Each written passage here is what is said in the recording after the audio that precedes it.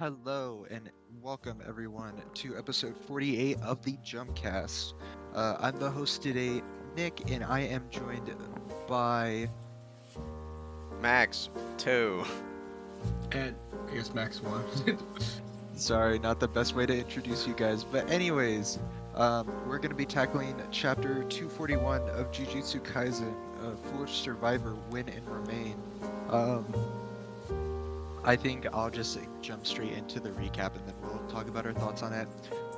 So this is basically just an entire flashback chapter on Takaba. It starts off with him in it looks like a classroom with his comedy duo partner coming in late, and he's criticizing him, smelling like alcohol. He's hungover. He showed up late. He's just like, bro, you're not taking my comedy seriously. We gotta get these bits down. So then they try to rehearse.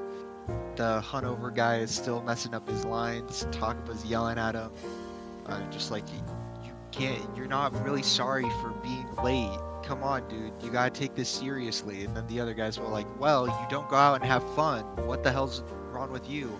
I'm covering socially for our asses. And then they get into this little scuffle, and just that's basically the end of it.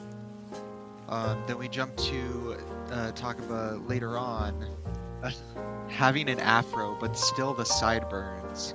Um, Looking at a comedy review for him, which he's getting like 4 out of 5s, 5 out of 5s, but somebody gave him a 1 out of 5, and the review stuck with him.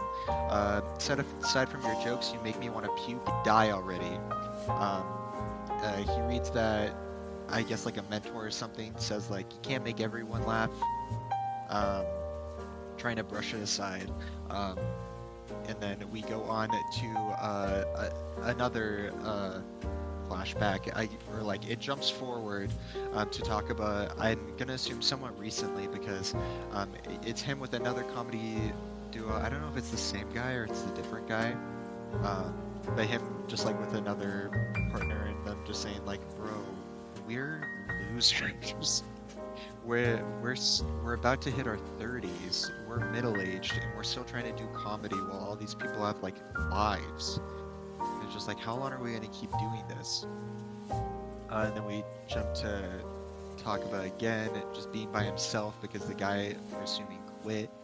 Um, and it's him just trying to figure out how he's gonna get into comedy, trying to figure out how to like get into shows and stuff, but just like talking about how it's a struggle for comedians.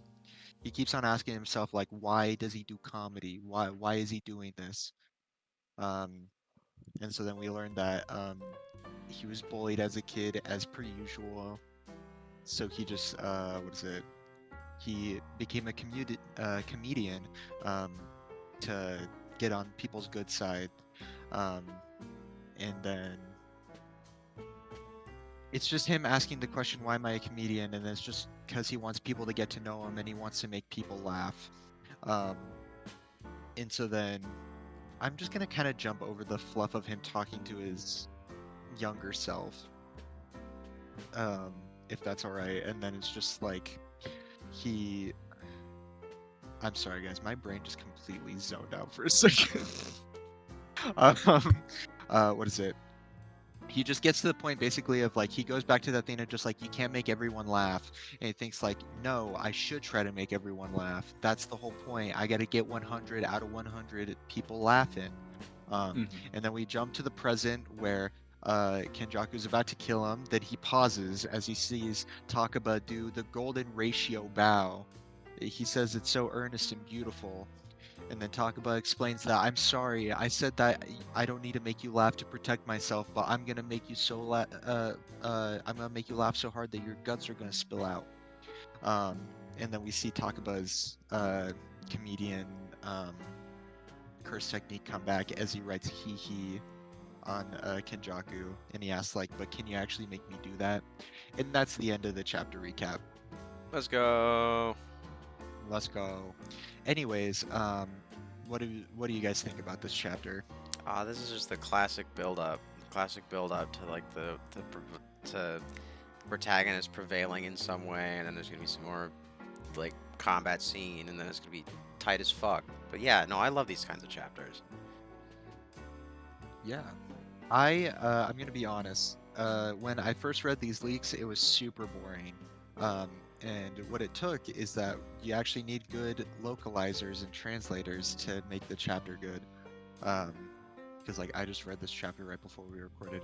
I think it's a really good chapter. I think it's a really good build up for Takaba, and I like that he has found reasoning to continue doing comedy. It's not like some other form of an awakening.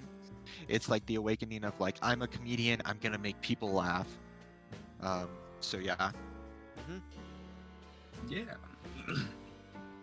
I'm kind of in the same boat with you, Nick. I was like, I read the leaks on once, and I was like, this is gonna be another like 15-minute episode, and then now rereading it, I'm like, okay, this is probably not as short as I thought the episode would be, but yeah, I did thoroughly enjoy this after with the actual translations. Exactly. And what is it? It made me like Takaba's character a lot more. After like seeing the leaks, it's just like I don't care about Takaba's character. Um, like this doesn't really matter to me, but like actually reading this, it's so interesting seeing his character evolve and just like it's interesting to actually see his backstory now with again everything being properly translated. Yeah, that's a good So, point. yeah, No, good job, Gege. yeah, exactly. I do agree with you that I also did not really care about Takaba as a character up until this chapter. Um, and I guess this just kind of underlines the importance of one, like in this format of just blatantly stating what their backstory is. I don't know if that sentence made sense, but um, I think I God, know I'm what you're also talking about. scatterbrained. What'd you say, Nick? I was just saying that I understand what you're talking about Yeah, okay, with that cool. with that phrase. No, yeah, it is incredibly important to have a character's backstory be implemented into the story because that is how you sympathize with them. Um, and it's cool that we're getting such an in-depth thing where we see these key moments in his life where he's been just an absolute loser, basically. And it's nice to see Yeah. that he's consistently been a loser, so now he can finally, as a jujitsu sorcerer, can He can only go up from here. Basically. exactly. He can now live the life that he deserves to live. Yeah. I think that it's also interesting seeing his backstory and see that he actually was like a decent comedian. Hmm. Like seeing the reviews of him getting like 4 and 5 stars because like I think that it's always been set up that he's kind of a ass comedian. Like even in his introduction, like what, like 80 or what is it, whatever so chapters ago, like it was like somebody criticizing him on like his performances. Hmm. And like that's when we got the hint of like he said like 70-30 and everyone was thinking like oh somebody else has Nanami's curse technique. Hmm. um but it turned out to be a lot better. And I mean like what is it, Takaba was always set up to be like a gag character, Right. and I think that everyone was really surprised to see him to be the one to be thrown out to fight Kenjaku. So I think it's nice that Gege is fleshing out the character so that we don't just like have a gag character going up against the main villain, and that's why we find it just so amusing. It's just Mhm. like no, this is an actual person that we can enjoy. Besides the fact that he breaks the fourth wall, and makes crappy Wi-Fi jokes. Exactly. It really is So, the yeah. case of just like the goofiest character in the party is always the one that has the most serious and tragic backstory. Yeah. Um, this is also just a side note. I love that he changes his hairstyle constantly. Like he went from Mhm. having a blonde do to the afro, Yeah. and then his regular one. Um, I think that's whack that he wore cat ears with a goose But dude, tutu. the sideburns are always consistent though. Yeah, exactly. I Right? know, Yeah. dude. On fleek, bro. Yeah. No, Sideburns I are was kind of like at first, honestly, if I'm being honest, I was a little opposed to talk about having a backstory. I'm like, let's just have him be this funny guy, this funny fella who comes in and Yeah. does all this stuff. But now I'm like, okay, it's I like it now because I'm like, okay, now I get to see his, his motivation behind why he's doing what he's doing, and his actual approach to comedy now is kind of nice. So, because at Yeah. first I was like, okay, this guy's like the Wi-Fi joke. The first time he said that, I'm like, okay, what are you doing here, bud? But now I'm like, okay, now I can see why he's just anything that comes to his mind, he'll say. Mm-hmm. 'Cause man didn't understand social cues when he was young, so. Yeah, exactly. Yeah. And like, what is it?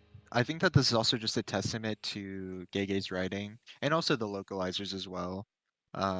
Because like Gege can do so good in which like I was also in like as we're talking about in that same boat of just we didn't want Takaba to have a backstory because we didn't really feel like he needed one.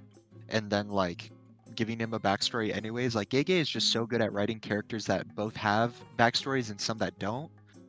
Like Kenjaku is a great example. We don't know any of his reasoning for doing all of this, but he's intriguing to watch in the series. Mm-hmm. And we're about to lump Takaba into that, but Gege's like, no, you're gonna learn about him and you're gonna like him. Mm-hmm. And then we're just like, yes, thank you. Yeah. Maybe he's making us feel bad for Takaba because he's gonna kill him off next week or something. Yeah, probably. So, No. we'll see. I'm gonna be on some copium. Yeah. I'm really hoping that Maki or Yuta steps in and just like 2-on-1s him. That'd be Yeah. sick. But you can't. Yeah. Gege can't do that yet. The series can't end yet. I know. I want Kenjaku to fuck some shit up still, because it'd be cool. He's a cool villain. Yeah, I want him to get it off, and then it's just like, oh crap, and then he dies immediately. Exactly. That, I mean, the whole point that you guys are, the whole thing that you guys are talking about with Gege developing really intriguing characters is something that I also was like making a subconscious note of, just because I'm learning about it right now because I'm a fucking film major. It's interesting seeing how complex characters function within a story, and it's interesting how in my class I'm taught about stereotypes, but within the concept of writing characters, like there's a certain style of character that each character is that fits into a specific box, but like it always ends up working. And this is something that's really interesting to me, and I can't name it off the top of my head exactly what Takaba or like Kenjaku is, just because like those titles are technically arbitrary, but you know, whatever. Yeah.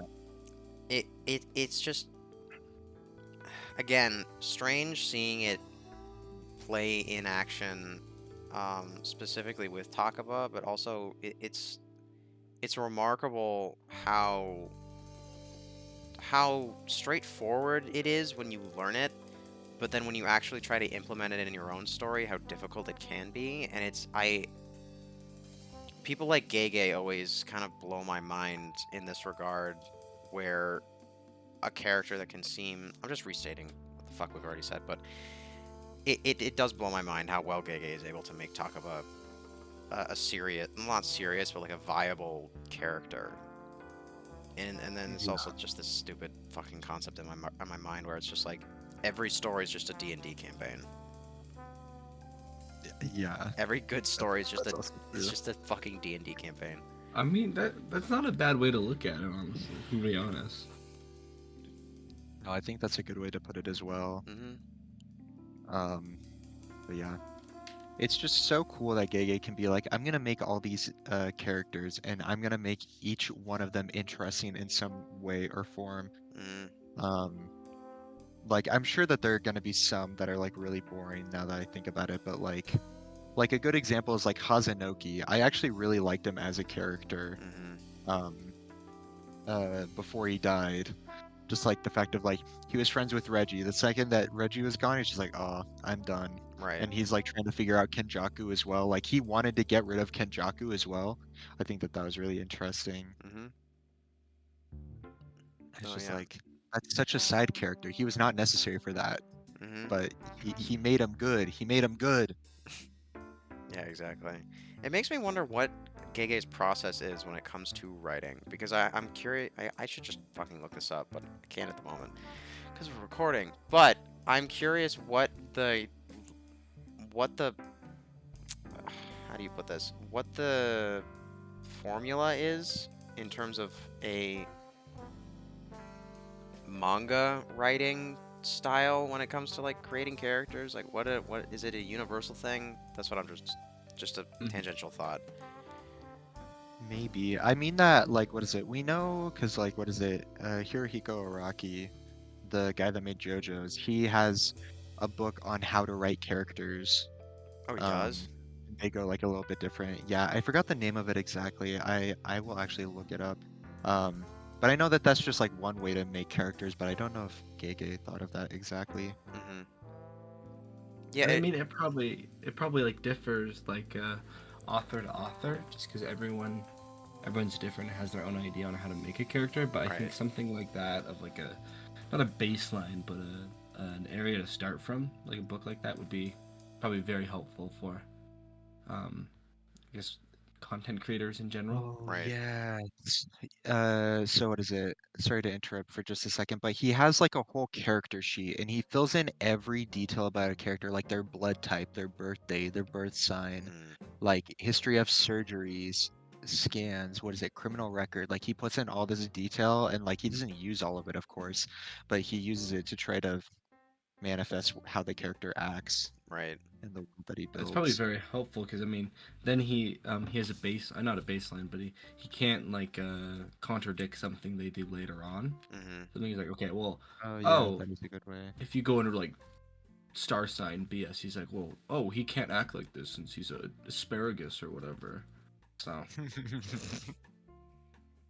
No, yeah, Yeah. that's cool to hear. I did learn about that specific style where you're just trying to maximize the amount of detail that you put into your character. Um, ah, damn it, there was something else that I was gonna say. Ah, it left my brain. Oh well. Yeah. What is it? It makes sense, and I mean, like maybe it's applicable even to like a bunch of the characters in JJK because like, aren't there character sheets? Like we know a lot of the characters' favorite songs, their favorite food, all that sort of stuff. Mm-hmm. Oh yeah, like Um, in the side pages with the author notes or whatever. yeah, comments, Yeah. yeah, exactly. And like, what is it? Gege puts in a lot of character because I know what is it in volume 17 with it within every chapter break you get like descriptions of the Hay, like Ranta and yeah, like Jinichi, all of them. Mm. and they're characters that are there for only a few chapters too. So Yeah, I exactly. mean, Like if there's you see him die. yeah, I mean, it's like you think there's that much like note taking and information on that character. Imagine how much information on our core cast there is that we haven't seen yet. I mean, for all we know, Sukuna could be completely planned out. Like everything about like his entire backstory could already be written out and everything. So Yeah, that's what I'm curious about. Does Gege already know? From my understanding, manga doesn't really have a set story. It's kind of like American television where you're writing each episode, as you go, yeah, as you go. Yeah. That one I think is also it's dependent on other things like in like what is it? That is also subject to change because what is it? The writer of My Hero, um, what is it? They are their original ending for the story, I think was like laid out in one of the movies. Mm-hmm. Like it's the one you guys have probably seen the clip. It's of like what is it? Deku and Bakugo like fighting that one dude and like he gives Bakugo the power of like one for all. hmm Have Right. you seen that clip at I all? oh have, Yeah. yeah. yeah, yeah, yeah, yeah. Yeah, that was supposed to be the original ending for the series, but like the series, of course, continued to get popular and it continued on for a lot longer. So he decided not to take that route. hmm And now it's But mid. Mm. yes, yes. Although that ending itself, I think, is a little cringe too. But It's the power um, of friendship as like an ending. Yeah. yeah, and that's not bad necessarily. But like, I just feel Oh, like of that's a really course, yeah. weird way to execute it. Mm-hmm. Um, But yeah, so like, what is it? And I know that, like, Gege talked about it before. Like, Yuji was supposed to die at the detention facility for like all of the Oh, Oh, he um, I did not was. know that. minor Olympics. Yeah. Yeah, I think so. He was supposed to be taken out at that time. And then it was supposed to focus on Megami, I think. Oh, that's This is very interesting. rough. I could be wrong on that, but I know that Yuji was supposed to die earlier on in the series. Mhm. And like keeping him alive was like I think a choice by like the editor. And then I Oh. think that editor also was then fired shortly afterwards because they akin to Gege to Gojo. So yeah. um on the subject of like writing out and like fleshing out a character, I think another like author was a great example of like making notes on a character, and I mean you could just call it random facts, but I'm always gonna make a comparison. I'm always gonna try and compare stuff to Bleach, but Tite Kubo, the author of Bleach, is so good about this stuff. For the first, I think, 100 chapters or something, every time there was a new character, or after a few chapters after a character is introduced, they would have a, like, kind of what Gege and all other authors do. They have, like, a page after a chapter or something about a character. But it would kind of go into, like, that, Hiraki, like, depth. Not that exact depth, but, every character in Bleach that is a more major character has a theme song that Kubo has picked out for them, and he gives reasoning on why the character has that theme song and why the character might like that. So I don't know, I just want to bring that because it's also And kind of like what JoJo's about. Everyone has a stand. Right. No, that's a Their good stands point. are all named after song references. So I think also like something like those I guess I'm doing quotation marks. You can't see them, but those random facts, quote unquote, that authors give their characters, I think are really helpful for us as an audience because it helps us relate to a character more that we already like. So like, oh, I could be like, I like Megami because he's emo and his technique's cool. Oh wait, I love Weezer. He loves Weezer. Oh, this is my favorite guy ever. Like, it's really good to help you relate and find some character that you like, so you can have your pick. And then it's even worse when they die. hmm yeah. And like as you're saying, like I'm sure that Gege ripped that straight from Kubo. Now that you said that, because like Dude, he's as you just a know, they all Bleach have their nerd, own dude. If theme you look at like songs. half the stuff in JJK, not Yeah. not bad, not in a bad way, but like Like so. in an interview, he was like stating off all like I know like a big scene in Bleach, like, oh wow, you are very well Yeah, read of like my Kubo was series. straight up like, dude, you're a fucking nerd. Like, I never thought like the poems and stuff that Kubo wrote. He's like, Gege's like analyzing them. He's like, dude, I kind of just wrote those. Like, I guess if you think it's got that deep of a meaning, you can say that, but like, go off, King. Yeah. Like the domain expansions, how it like makes a cube, such a box around the people in it, is kind of a somewhat of a reference to one of the what is it, the Ketos? I think Dries, you've read / watched Bleach, Yeah, so yeah. you'll know the one that Aizen does. So Yeah. that's what inspired domain expansion. So hmm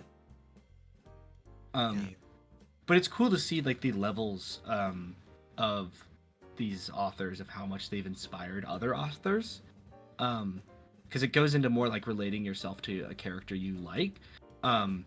Gege could have related himself to a character in Bleach or JoJo's or whatever came before, and that's kind of was his inspiration behind the main Yuji, or the main character, someone from Jujutsu Kaisen, and kind of what helped him inspire to write that series. So it's kind of cool that these series build on top of each other, and in my opinion, a lot of the time they'll how to put it, they'll improve on certain factors that may not have like worked well, or may not have been fully fleshed out in a previous series. An author will go and flesh that out in their own series. Yeah. Yeah. It's like what is it? Like Shonen has the cycle of like it just always gets better. Right. Like continuously. Like you go from like Fist of the North Star. I would consider that Shonen to Yeah, like JoJo's, that's like the OG Dragon Shonen. Ball, Yeah. what is it? To Yu Yu Hakusho, to Hunter x Hunter. Like it continuously just gets better and better. Right. And like it's weird to think about that we're gonna get something better than JJK, but that's just bound to There's happen, nothing like ever the going to whole. be better than this, dude. We're plateaued. Shonen manga has plateaued here. And we're gonna That is true. we're gonna see someone step it up somehow. And we'll be Yeah. talking about that series whenever it comes out as well. So Yeah, it's kind exactly. of cool to see that there's always some sort of series that's going to be just have an impact on its audience and Mhm. keep people talking about it. Like I mean, like you said, like Yu Yu Hakusho and Fist of the North Star came out, or Fist of the North Star came out in like I think the 80s, like mid 80s or something. Yeah. And Yeah. then people are still talking about that today and how that inspired like JoJo's and Berserk. And I mean, you can even make comparisons to modern day shonen. It kind of, I'm gonna go on a little tangent here. It kind of set up the idea that a main protagonist should be, in my opinion, a brawler character. Mhm. Like you'll see a lot of the main protagonists, like they don't, in my opinion, it's not a bad thing. They don't have like some broken ability. Like I Yuji, love Punch these Hard. hands, dude. That should Yeah. be his technique from the start. Just call it these hands or something.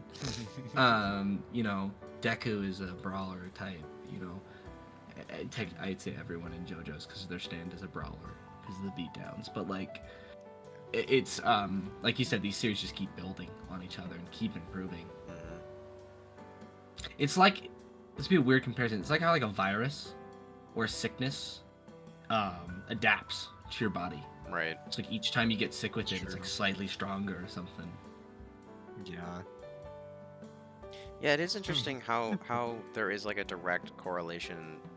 Like you can follow the train of pop culture in a sense from manga to manga and in turn anime to anime. And it's interesting, I guess, then comparing that to American media, how there are references, but it isn't exactly. I feel like it's still different somehow. Not that people aren't inspired by other, like artists are definitely inspired by other artists. Like there's always filmmaking techniques that are like mimicked, but I feel like the character concepts aren't always copied necessarily the way they are in shonen. You know what I mean? Uh, like, what do you mean by that? Can you like compare like a shonen one? Well, I mean the direct correlation with that those brawler main character type of things. I feel like, Oh, yeah. well, I guess that's not entirely true. It's harder, I think, for me to visualize what's happening in shonen to happen in like American media, maybe because I don't consume the same things that the artists that I like then consume. Like shonen, I think it must be just that shonen's like a smaller echo chamber of art, and American media is a lot Uh, wider. So therefore, Yeah. there's more references that you have to know to be able to I guess understand the things that are referenced. Like for example, it's the Evil Dead franchise. Mm-hmm. Like Mhm. they have references to a ton of other horror movies that you have to see to be able to notice and pick up on. But like if you're not a diehard horror movie fan, then you're not gonna pick You up on don't a know lot of those anything that's things. going on. Yeah. The the only comparison that I can make is like maybe into like character archetypes. Um, but like my only big example is also like the same creator, like the person that made The Simpsons that made Futurama. Like the same main character is like dumb as rocks. Right. That's the only thing that I can think of. And then there's like a smart and witty, um, what is it? Side Uh, side main character. yeah. Well, Yeah. like I'm thinking of like Leela and then Oh, Marge. mhm. Like Love the interest. smart and witty love interest. There we go. That's the Yeah. perfect way to put it. But again, that's also the exact same creator. Right. Yeah. Um, so yeah, it's hard to akin that. Mm-hmm. Yeah, Yeah. Shonen's just built different. Yeah, exactly. And I mean, you could even this comparison we're making of like series building on each other. You could probably take this as far back as like the Epic of Gilgamesh. Honestly, if you, Right, like yeah. made the list of like I mean I wouldn't say a list, but a tree of starting with because you know the Epic of Gilgamesh is like the first written fantasy story in a sense. You take that and it's just a tree of how storytelling in a written media has evolved over the thousands of years it's been around and whatnot. Yeah, it's. I think you're talking about that. Like, correct me if I'm wrong. You're talking about that concept where every story has been told, technically. Yes, yeah. But it's like kind of in the same boat of like what Nick said about Futurama and Simpson. They're the same creator, but they're the same art style. They're pretty similar story notes of like, oh, each episode doesn't really build on each other. Each one's kind of just its own. Very episodic. It's its own contained story. Mm-hmm. But yeah, I guess everything has been told at one point, and I mean you can.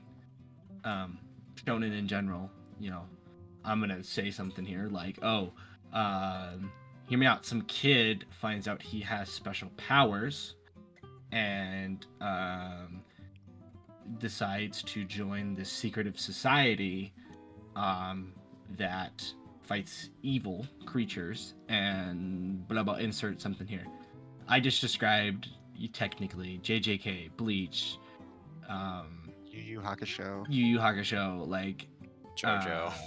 JoJo's, yeah, like you could keep naming off series, and it's not a bad thing. It's not a bad thing. They all have a very similar story beat, but it's like a format, I guess, that shonen media follows. Yeah. I don't know. I just keep ranting. No, but Yeah. We can keep going on with this forever. Yeah, Sorry. no, yeah, we could go on forever talking about these. Exactly. Story beat. that is something that's always infuriated me, though, is that every story's already been told. Like every. Yeah, but How are you yeah, going but to you tell just it? yeah, that's Yeah. the thing is that like as I also just described with like The Simpsons and Futurama, like, and here's the thing, and this may be a hot take, I don't like The Simpsons, but I love Futurama. I think that Futurama is such a better show compared to Simpsons. Mhm. So like, but like again, it's the same thing where like closed-ended stories, like it has the exact same format and maybe even like very similar, if not the same jokes, but Right. I like it more. Mm-hmm. It's just about. Yeah. It's about how you do it that matters. Oh, man, So yeah. it's so Are you goofy. thinking about What a deep dive we went on this episode, huh? Yeah. God. Yeah. We get philosophical and shit. I'm gonna start talking about like, what is our place in the universe in like 5 minutes if we keep going. That's how every podcast ends up. Yeah. Every white guy podcast eventually ends up Yeah. on like, my purpose is Yeah, exactly. God told me. But yeah. Anyway, should we get on to like predictions? Do we have any idea on Yes, What- I completely forgot we were talking about the new chapter. I know the host know, but the audience, I turned it off because I wasn't focusing on the podcast, but I was having F1 going in the background, so I'm like trying to multitask. So I completely forgot we were talking about like halfway through, and then I'm like, oh, we're just gonna talk about stories? I got you.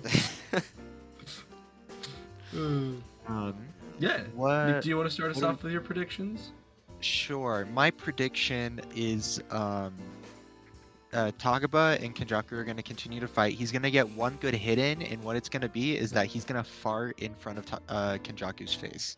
That's my prediction for next chapter. That honestly, solid prediction. Thank you. Yeah. Thank you. No, I think I'm in a similar boat. Takaba's gonna get a hit off on Kenjaku. Like he's gonna. I think he's gonna make him laugh. And then Really? Make yeah, him vomit out his. well, I guts? think it might be that where like he makes him laugh, and then. Well, maybe instead it's gonna be like maybe he fakes that he's like it looks like that Kenjaku laughs. Takaba thinks he gets the upper hand, and then actuality he's like no, and then it just crushes him again, and then he just kills him. Because I mean, like Kenjaku can't lose this fight. He can't. No. Yeah. I think let's say Takaba, a relative of Takaba's told him a joke, like a really old joke. Turns out it is Kenjaku's favorite joke from like the Heian era, or wherever Kenjaku's from. Oh. That made him always laugh, and we see him quote unquote laugh his guts out. I mean, I don't fake like literally we could see him laugh his guts out, but you know we've seen Kenjaku's arm and stuff get blown off, and he's fine. So I think he'll reverse curse technique or something, or body think hop or something. it would be very impressive to see Takaba actually scare Kenjaku for a second. That's what I want to see. I want to see that, and then like him actually hurt Kenjaku a little bit, because like I know that Takaba can't win this fight. I don't think that he'll die, honestly, just because like he is Takaba. Right. Um, It's not funny to die. yeah. Like we'll see him like quote unquote die, and then Kenjaku walk away, and he's like, "Whoa, whoa, he's gone now. Yeah. I almost died there," and walk away. Yeah, That'd be exactly. hilarious. Or like he pretends to die, then like Maki or Yuta jumps in, and then like the fight gets taken away somewhere else, and then like he gets back up like, whew, I dodged a bullet right there. I'm gonna go back and watch TV. Yeah, exactly. He's like, I got some new comedy bits to write now about this fight or something. Yeah. So. Maybe that'll be his story arc, Like- is that he actually becomes a successful comedian. Yeah. I could also see what happens is that like Takaba actually gets him to laugh. Like he genuinely does laugh, and then that's where he stops. He's like, okay, I'm going home. I made you laugh. And he's like, wait, what? No, I need to kill you. Like, no, I'm going home. No, dude, I did I what did I my came to do. job. I'm tired, dog. Imagine the dude in this chapter that rated Takaba a 1 out of 5. Imagine that was Kenjaku. Oh, Oh, that'd be so sad. wait a second. Kenjaku and Kaori's body writing that. Kaori was like her career before Kenjaku took over was like a comedian judge or whatever the term would be, and then That'd be hilarious. and it was actually Kaori that like rated him a low, and then Kenjaku's like, oh, I have a memory of that. I have a memory of you now. He's like, I'm remembering you. Or something. Like the whole reason I awakened his curse techniques because I remember how shit he was as a comedian. hmm And it's like he didn't That's get the any only better. reason why. Yeah. Actually, I do want to make a point that whenever a side character's backstory is revealed, they usually die. So, Yeah, that's what. Yeah, so Yeah, but my argument, and I know that everyone dies in JJK, it's Takaba. That's my argument right there. yeah, fair enough. Oh, man. I want to know Kenjaku's backstory so bad. yeah, it'll be Yeah. interesting to see. I'm sure that we will maybe get it's gonna be like an Aizen situation. We just never see it. Yeah, that's possible. That's true. That'd be lame, though. Well, I feel like we need to get the backstory of either Sukuna or Kenjaku. I feel like it would be disappointing if we didn't get one or the other. Yeah, that's true. We'll probably get This- Sukuna's just because we've already seen bits and pieces. Yeah. But right now it's not enough. Like, I don't care if he was in an unwanted child, bro. I need more. Yeah, Give exactly. me more. Do a better job. Yeah. Exactly. Gimme, gimme. Gimme, gimme. Gimme, what wimmy. Do you think that is a good place to stop? Yeah, I believe so. probably. Yeah. All right. Well then, thank you everyone for listening to episode 48 of the JumpCast. If you guys have any other theories or anything you'd like to add on, please feel free to comment down below and also like and subscribe. So yeah. The other thing to know is that we're going to be on break just because JJK is on break. It's doing the whole One Piece thing where we get 3 chapters a month instead of 4, which is good because we want Gege to continue writing this in healthy shape. Exactly. But yeah, Yeah. so yeah, I don't know what else to add on. Bye. Everyone have a wonderful week. We'll see you. Bye. 2 weeks, baby. Let's go. Woo.